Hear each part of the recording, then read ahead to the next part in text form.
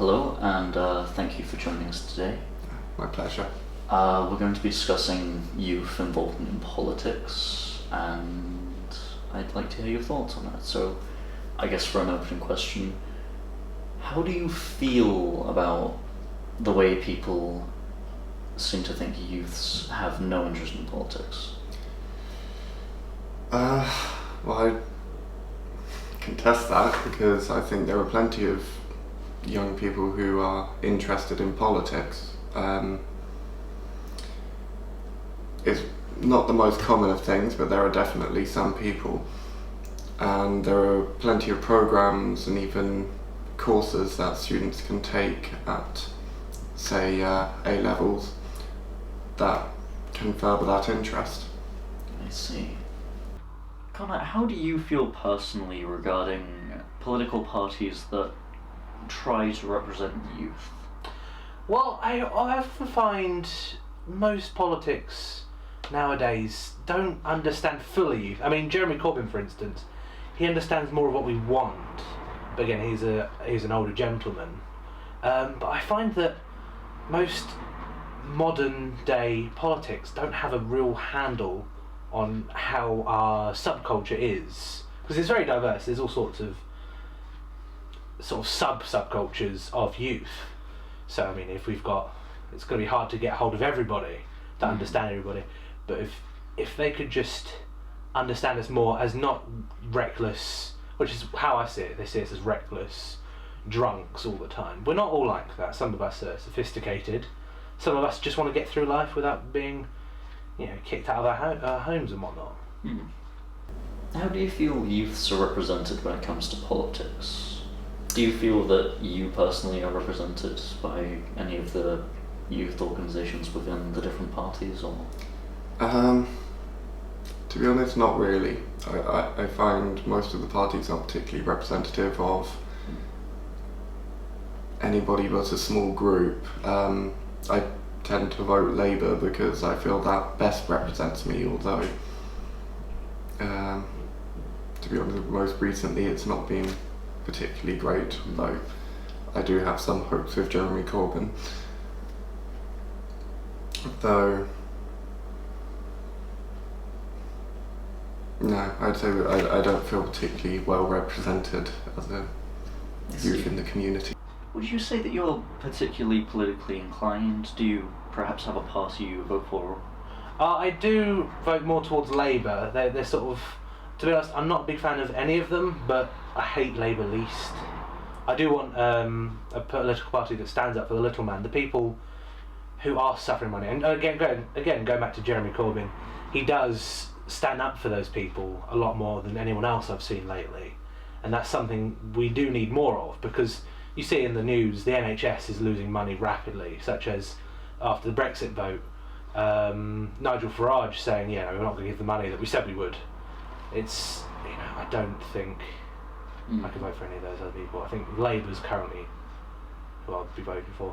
Which age bracket would you say votes in the highest amount, percentage-wise? I'd say it's the middle-age group, so probably from 35 onwards, honestly. Would you say you're keeping up to date with perhaps politics in other countries?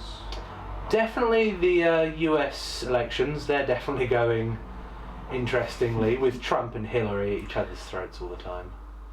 I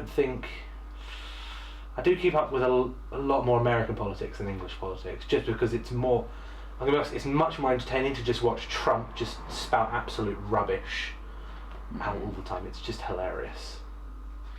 I suppose in America they do more angle for an entertainment value even in their politics. Yeah, it's I mean, especially going back to, was it 2013 with the Ebola outbreak, or 2014, sorry, or 15, one of those years. What could have been a simple news report, they just made it extreme. It's Ebola, every politician's going on about Ebola and nothing's happened about it. No country's had a serious, 100% total annihilation. Everyone's going to be alright, we're working on it. Regarding politics of other countries, would you say you're relatively aware of what's going on? probably not as aware as I could be, but Fair enough. And out of the things you do now, what are your feelings towards that? Like, say the election's going up in America, how do you feel towards that? I'm a little bit scared that Trump will get in. That could well be the end of the world. But then also I feel like it's, to be honest, not going to be the best case scenario either way. I feel like Bernie Sanders would have been the best option. And I don't think Hillary Clinton is the best option. But having said that, she's definitely better than Trump. Whenever I'm thinking about like politics in America, I always think, and going with the entertainment value, Hillary Clinton's husband was president, and he got voted for being very charismatic, didn't he? Yeah, I do believe so. I mean, I think I was alive during his. What's not the reign? What's the word for it? During his presidency. Yeah. I don't have much memory of it. I think I was alive, but I wasn't conscious of it. But from what I've heard, he was quite an interesting political leader, with all these scandals going on. And that's one of the reasons I find him, I think of him as so famous, because of all these scandals. And I think today, if you want to be a successful politician, you have to have some sort of scandal going. Like with Hillary, there's all these emails been released recently, and Trump is just the definition of scandal. You have to be quite bold to stand out. When was the last time you voted personally? I voted in the referendum for the EU. And getting back to more local events, perhaps how did you vote for the EU referendum? I actually voted to remain. Many people I've talked to were leave or stay, and they've got many different reasons why. I voted to stay because I've got lots of friends who are from Poland, from Bulgaria, from all these other countries that once, we had left, but if we'd stayed, it'd be easier for them to stay in the UK and work. But now, with all these laws, it's going to be tougher for them and their families to live here. And I found that they are struggling a bit. Hopefully it won't be that for the long run.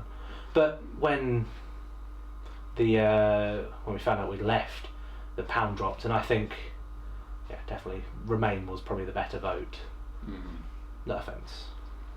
Not taken. I actually voted Remain as well. Oh, okay. First time I've ever voted. If I'm honest. It's like, I've got to do something, yeah. I mean, it's not like who's going to be running this country, it's if this country is going to keep running. Yeah, that's a good point.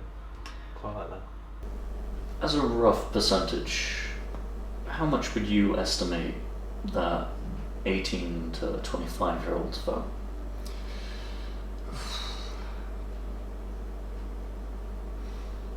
I'd say there wouldn't be too many, probably. If anything, probably only 40%, if that. If you could break into the political circles of running the country, for example, or even just something like Mayor of London, rather than being Prime Minister, what kind of influences or changes would you try to make? Well, I'd definitely make it a lot harder for people to exploit certain systems, like the, don't know how I'd do it, but I'd try and find a way. There's a lot of benefit fraud going on. Everyone that I've ever talked to knows someone who's done it. Not either intentionally or unintentionally, but have a system where it's harder for someone to do that intentionally or accidentally. I think I would make it a lot harder. If I was mayor, I suppose there's not much I would do because it would just be London. But if I was Prime Minister, I would try and make something that forces the companies that don't pay the full amount of tax they're supposed to, force them to pay their tax. Because now that we're isolated from the EU, we're sort of our own ecosystem, economy, we need to be able to, fund everything. And I think the NHS is number one priority at the moment, because I don't want to go up break my arm and then have to pay several £1,000s just to have it fixed. I think if I was a leader, I would go more for the people, for the people, rather than for myself and my friends. Because to survive as a society, we need to look out for everyone. Well, with a speech like that, you've certainly got my vote. Thank you. Thank you very much for your time. You're welcome. Pleasure talking with you. Well, thank you for giving us your time, and it's been a pleasure.